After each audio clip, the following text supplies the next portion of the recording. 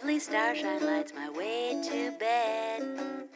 Magic rainbows glisten in my head. Just like a child I live in Wonderland. Hi! Welcome to Linen-Bloom-Heirloom. I'm Mel and thanks for stopping by. In today's video I'm going to share with you a project that I really love to do with tiny bits of leftover Liberty of London Tarna lawn. You could do it with other fabrics as well, but I know that Tarna lawn works particularly well with what I'm going to share today, and that is to use tiny bits of scraps to cover things with decoupage glue. Here's something that I've done recently.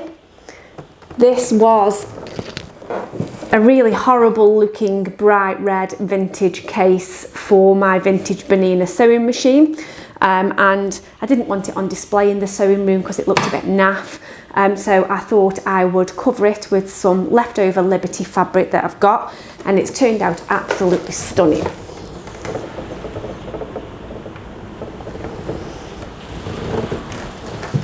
Some other things that I've done, you may have seen on some previous videos.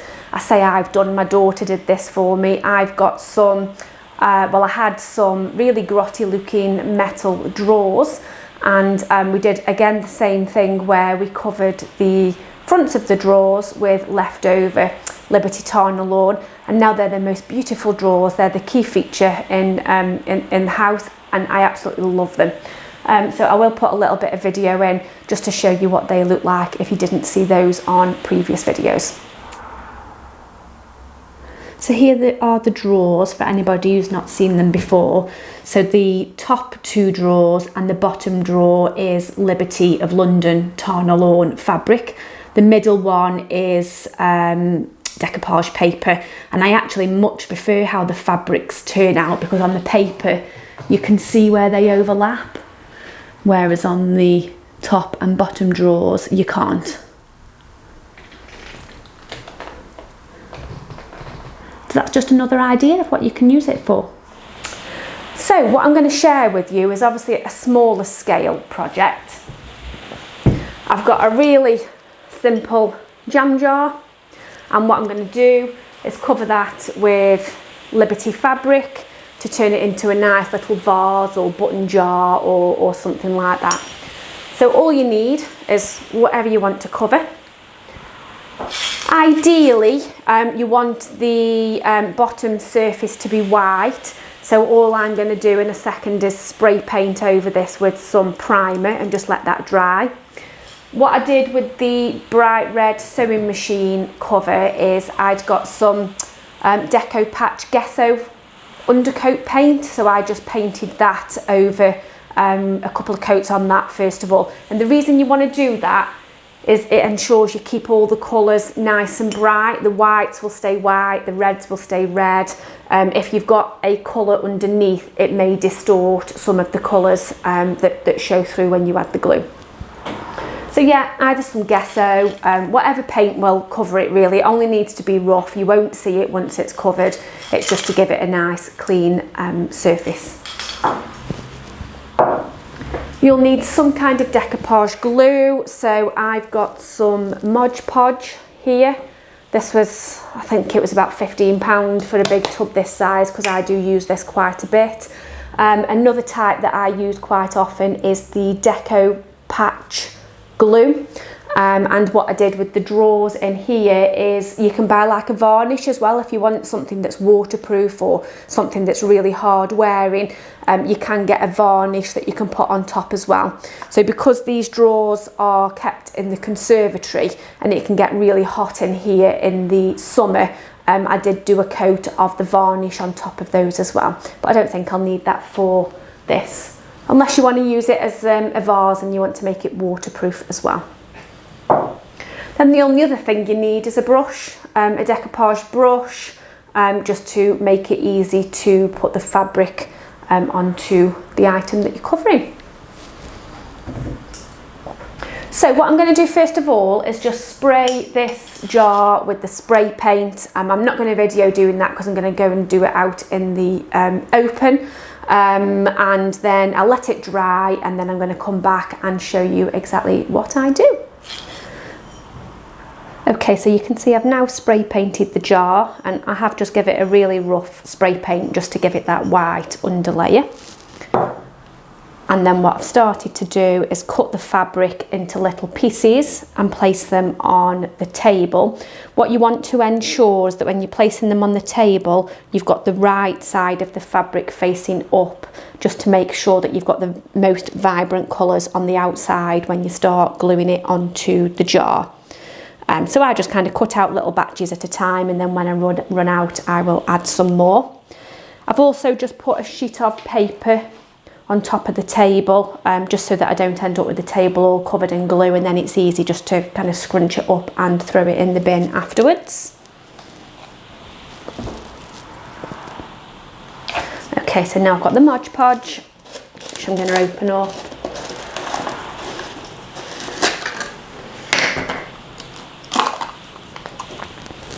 I've got my brush and I've got the jar, so all I'm simply going to do is put the brush in the glue,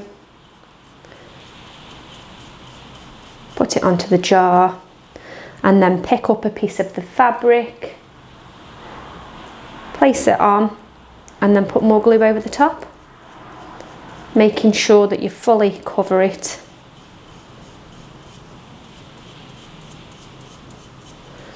I'm then going to keep doing that and just slightly overlap the fabrics to make sure I've not got any gaps. So I can see that one will fit nicely there, and then again just glue over the top.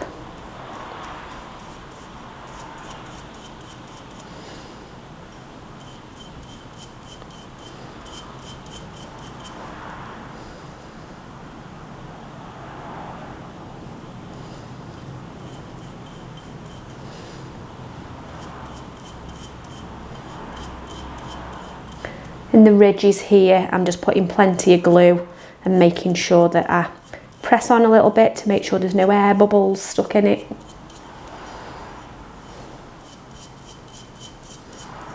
Just look out for any little gaps appearing. Sometimes the fabric slips about a bit when you're pressing it on with the brush. When you're going over the top edge here, you just want to make sure you've got a bit of glue on the inside as well, so that when you press it over, it will glue onto the inside of the jar as well. And then it's up to you, depending on what you're going to use this for. If you're going to see the inside, you could put a little bit of fabric on the inside of it as well. I'm probably not going to bother. I'm probably just going to do the outside and just make sure that I've just got the very edges going on the inside.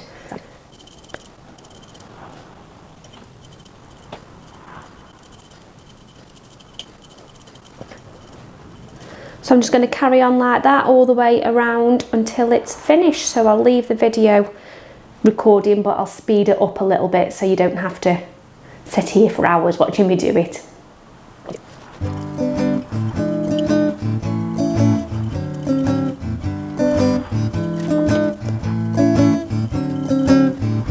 Heavy shackles used to hold me down. Now my feet don't even reach the ground.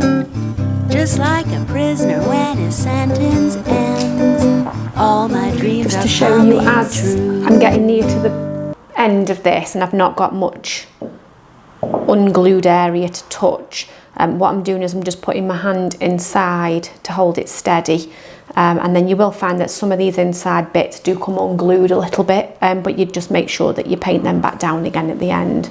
So I'm on my last kind of few pieces on this. All my dreams are coming, all my dreams are humming, all my dreams are coming true. So that's all covered now. What I would do is just kind of check for any gaps and any air bubbles and just glue them back down.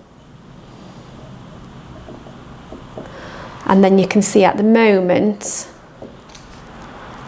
The glue looks quite white, but as it dries, it will go clear. So what I'm going to do now is just leave this to dry, and then I'll come back and show you the end result. Okay, so I have left the jar to dry. I ended up leaving it overnight because it had gone dark by the time it dried, so I couldn't share it with you. And here it is. So the glue's completely dry. I've just added a little bit of silk trim around the edge and added some flowers. And it also matches really well with the sewing machine case that I've covered in the same fabric as well. I'll just bring it in close to show you. So that's how it's turned out.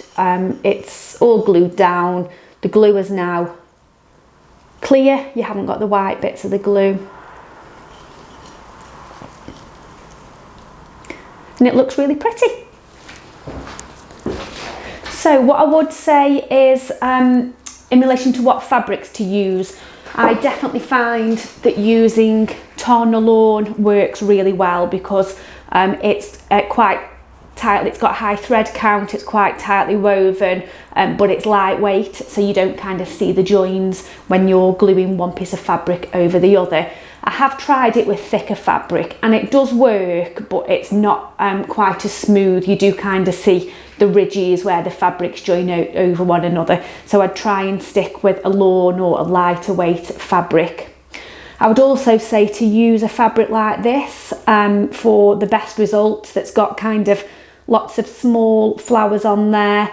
You can use it with larger print, but then you've got to be more careful about where you cut the pieces out and how you overlap them, otherwise it won't look right. Whereas with this, as you can see, it gives a really good effect with the smaller floral print. So that's it, that's what I wanted to share today, just some ideas on how to use up those tiny bits of scrap that you've got left over. Could be a good idea if you've got any last minute Christmas presents, if you've got some fabric scraps, which I'm sure you have, and a couple of jam jars in your cupboard, then you know you could have a go, put one together and add a few flowers and give it to somebody for Christmas as well.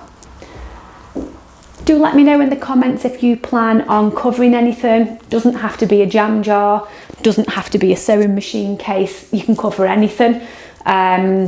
Whether it be, I don't know, maybe a plant pot, or some people have got kind of letters that they cover for kids' bedrooms and stuff like that. Photo frames, you could cover anything really with the decoupage glue. So that's everything. Have a wonderful week and I'll see you very soon. Bye. All my dreams are coming, all my dreams are humming.